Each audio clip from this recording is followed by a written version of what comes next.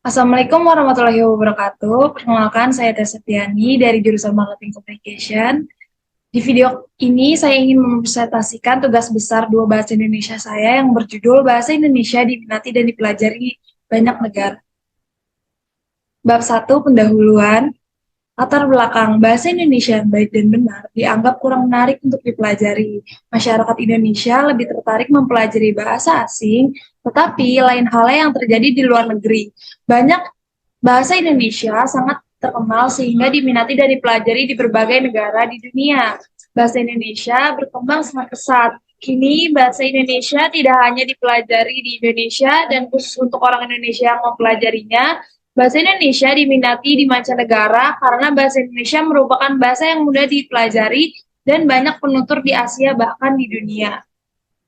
Bahasa Indonesia bagi penutur asing atau dikenal dengan BIPA adalah suatu jalur yang diadakan untuk orang-orang asing dapat mempelajari bahasa Indonesia. Bahasa Indonesia di luar negeri sangat disambut baik. Menurut Kementerian Luar Negeri, Diplomasi No. 106 tahun 10, ada setidaknya 52 negara asing membuka program studi bahasa Indonesia. Beberapa di antaranya Australia, Jepang, Vietnam, Mesir, Italia, dan lain-lain. Dari segi jumlah penutur, Lingua Edu termasuk memasukkan bahasa Indonesia ke dalam peringkat 10 besar bahasa yang banyak digunakan oleh 200 juta penutur. Rumusan masalah. Yang pertama, mengapa bahasa Indonesia diminati serta dipelajari oleh berbagai negara di dunia? Yang kedua, apa hambatan bahasa Indonesia di dunia?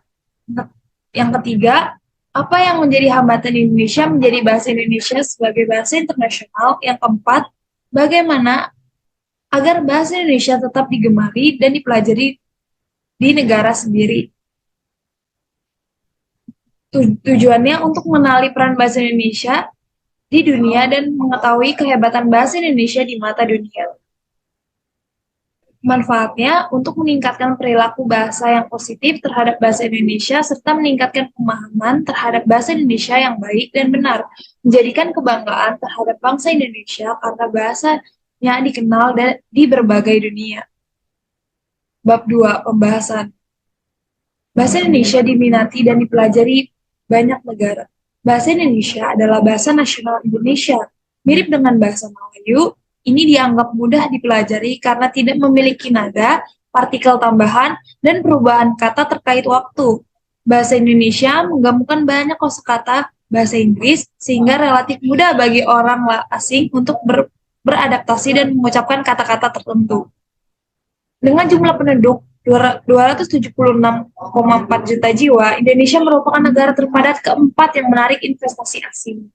Keanekaragaman budaya tanah air juga menarik minat orang asing yang mengarah pada penelitian dan kebutuhan untuk memahami bahasa dan budaya Indonesia di kalangan seniman dan budayawan dan pelajar.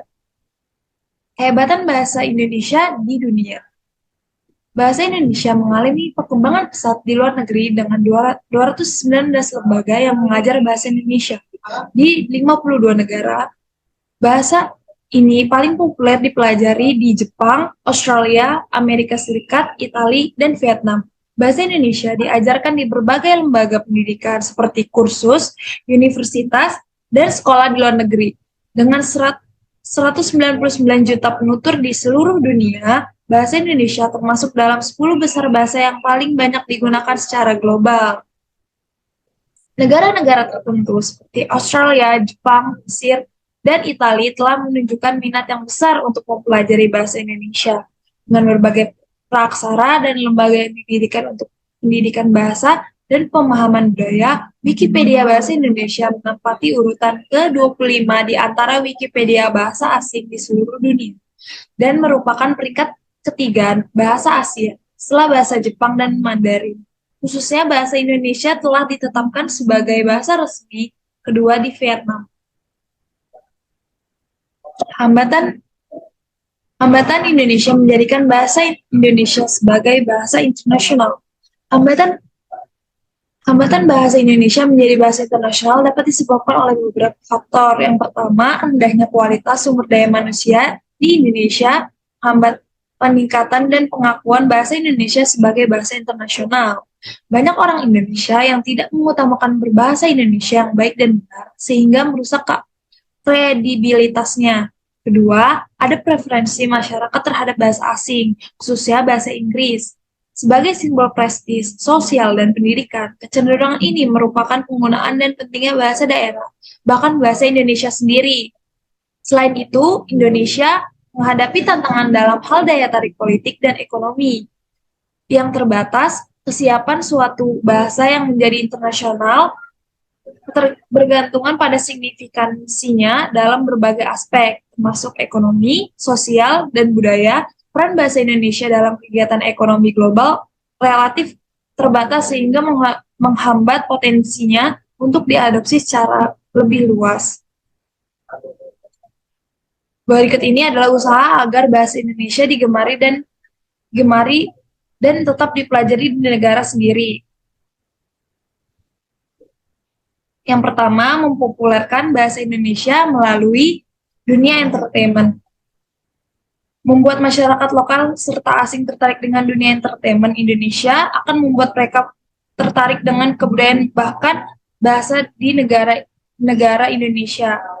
Ciptakan drama serta sinetron berkualitas yang bisa dijual di pasar internasional dan membuat warga dunia penasaran akan negara Indonesia. Yang kedua adalah berbahasa, mempertahankan jati diri di negara sendiri. Peran kita sebagai warga negara Indonesia sebagai bahasa nasional semakin kabur jika dicampur dengan bahasa ibu dan bahasa asing. Pendidikan bahasa Indonesia